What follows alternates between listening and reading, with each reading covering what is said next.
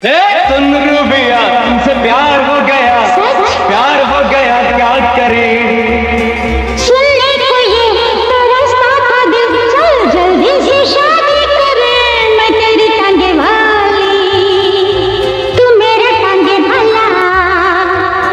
मैं तेरी टांगे वाली, तू मेरा टांगे वाला। ए गोरा, सुना क्या लड़की बोला? बात में बहुत दम है। छाती ठोक ठोक के बोला, मैं तेरी टांगे वाली, तू मेरा टांगे वाला।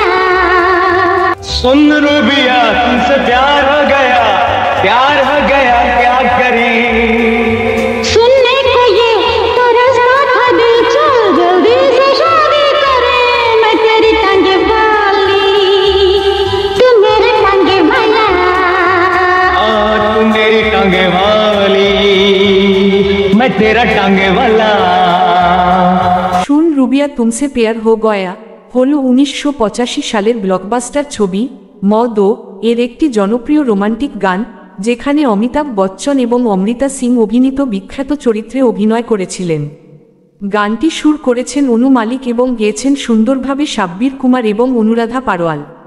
এই গানটি 80 এর দশকের মজার রসায়ন এবং ক্লাসিক বলিউড রোমান্সকে ধারণ করে। ভিডিওটা ভালো লাগলে একটি লাইক এবং আমাদের সাথে থাকার জন্য চ্যানেলটি সাবস্ক্রাইব করবেন।